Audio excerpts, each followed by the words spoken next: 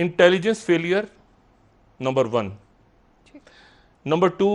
बदतरीन diplomatic failure. और diplomatic failure जो है वो दो तरफा भी, चाइना के साथ भी, क्या आप वहां गए,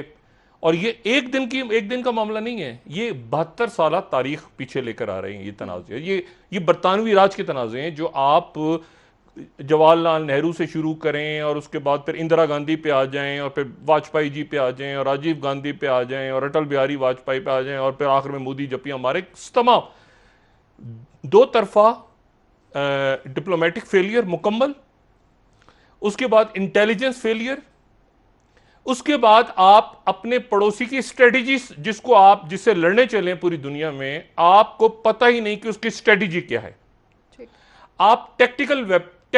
जो टैक्टिक्स हैं उसमें फंसे हुए हैं। हम भी फंस जाते हैं टैक्टिक्स में। टैक्टिक्स और स्ट्रेटेजी जो है बेसिक बुनियाद, मैं इस तरह से जरा और समझाऊं कि जैसे स्ट्रेटेजी बड़ी पिक्चर, बड़े आप देखें ये साउथ चाइना सी है, ये जो है ये पैसिफिक है, ये बड़े बड़े लेवल पे आप देख रहे हो, या आप गली मोहल्ले में आप कहें कि यार ये पूरे मैं शहर को देख रहा हूँ, या मैं एक पूरे एक छोटे से इलाके का मैं नाजिम हूँ, या पूरे शहर का हूँ, या पूरे मुल्क का हूँ, या किस तरह से। ये है कि आप टेक्निकल लेवल पे चले जाएं कि 4 बजे की खबरों में क्या चीज़ चली है तो 5:30 बजे क्या चली है तो खुश हो रहे हैं मोदी साहब भी। हमारे यहाँ भी ये थिंकिंग पाई जाती है, बेशुमार अमेरिका में भी यही है। खबरें, अच्छा कौन से चैनल पे क्या बात हुई है, क्या जुमला कहा गया है, छोटी पिक्चर। एक होता है ये टेक्टिकल, एक होता है स्ट्रेटेजी, ग्रैंड स्ट्रेटेजी। चाइना की जो ग्रैंड स्ट्रेटेजी है उसको इंडिया पड़ोसी के तौर पे जिससे आप लड़ रहे हैं, जिसके लिए आपने इंडो पैसिफिक कमांड बनवाई है अमेरिकन के साथ, जिसके साथ आपने डाला है वेपन्स खरीद रहे हैं पूरी दुनिया से, और आप 36 इंच का सीना चौड़ा करके तमाम दुनिया को बताते फिर रहे हैं कि जो वक्त आएगा तो हम यहाँ अगला हम ही है ना, इमर्जिंग एशिया का मतलब इंडिया है, मतलब एशिया जो है वो इंडिया बन गया, दुनिया कह रहे हैं एशिया जो है वो चाइना है, नहीं हम हैं। अच्छा आप कूद गए बीच में 36 इंच के सीने के साथ। डिप्लोमेटिक फेलियर, इंटेलिजेंस फेलियर, तमाम लेवल के फेलियर्स। और जब मैं कह रहा हूं डिप्लोमेटिक फेलियर तो बायलेटरल भी और आलमी भी। आपने ऑस्ट्रेलिया को फोन कर रहे हैं आप, अच्छा आप कह रहे हैं जी बरतानिया, अच्छा वो अपने रोलर बॉम्ब फंसे हैं, गल्फ कंट्रीज अपने रोलों में फंसी हुई हैं, तो टोटल डिजास्टर, टोटल देखें ना फ्लैट, देखिए ना टीवी पे बैठ के वहां पे चीख रहे हैं, शोर टेक्निकल है ना, आज देखो कितना अच्छा हो गया, एक आएगा वो बोल रहा है वो ऊंची आवाज करके, वो चाइनीज ने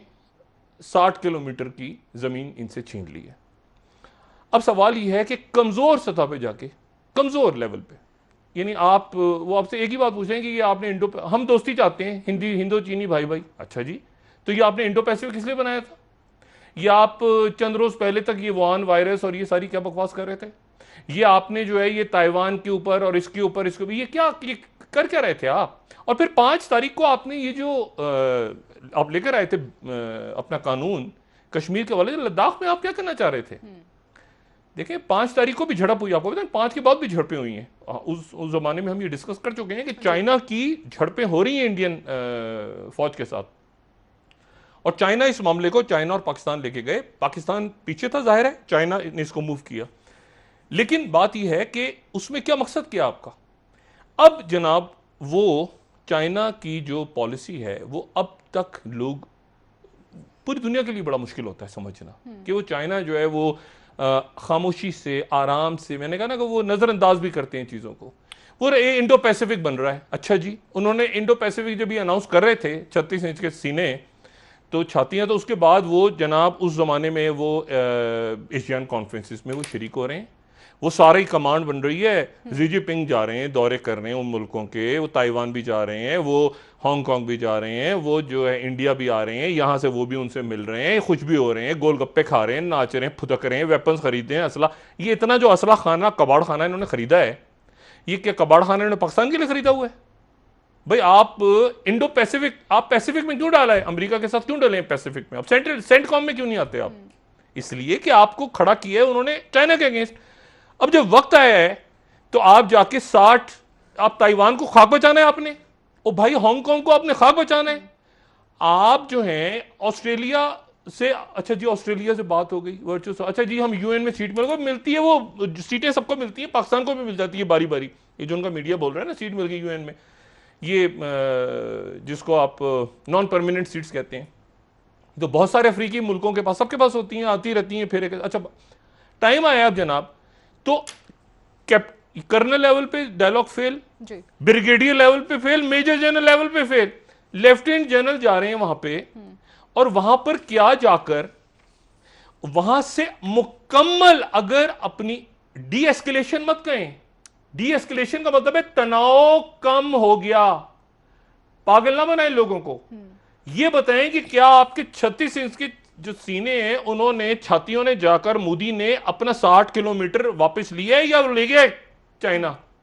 ये बताएं। डी एस्केलेशन का तो मतलब आपको पता है वो खबर क्या लगाई है वहां की मीडिया ने कि एलओसी के ऊपर से अपनी फौजें मूव करनी पड़ रही हैं, वो उधर दिखाएंगे प्लीज, एलओसी के ऊपर से, ये तरह इसको बड़ा कीजिएगा, ये इंडियन मीडिया क्या बताया, army sends reinforcement from Kashmir to Ladakh, ओ फौजी कम पड़ गई है, ओ फौजी नहीं है, इधर से ये यहां पर बिल्डअप कर रहे थे, यहां से भेजने पड़ गए इनको, ये इनका मीडिया बता रहा है। वो बात ये है कि कल डी एस्केलेशन, क्या मतलब है डी एस्केलेशन का, तनाव में कमी, अच्छा वो जमीन खा गए आपकी, और आप पूरी दुनिया में पहले चुगलखोरियां भी की है ना बीच में, वो 2 दफा ट्रम्प से बात हुई है, एक दफा पोम्पियो की बात हुई है, राजनाथ से, डॉक्टर साहब क्या आप समझ रहे हैं कि नहीं सॉरी उसकी एस्पर की, मार्क एस्पर की पहले राजनाथ से बात हुई है, ठीक है ना, राजनाथ से उसकी मोदी की ट्रम्प से बात हुई है, और कहते हैं कि जी हम जो है वो मोदी कह रहे हैं कि वो G10 G11 बना लेंगे, हम आपको ये करेंगे फलां करेंगे, वो धबड़धूस जलील होने के बाद आखिर में वो बाकी मुल्क कह रहे हैं कि हम तो नहीं मानते रशिया को, हम तो नहीं मानते, मैं G11 G12 बना दूंगा, ट्रम्प कह रहे हैं अपने मुल्क में खाना जंगी हो रही है, वापस आके इतना अफसोस हुआ है ये मोदी और इन लोगों ने जहां पर ले जाके भारत को खड़ा किया।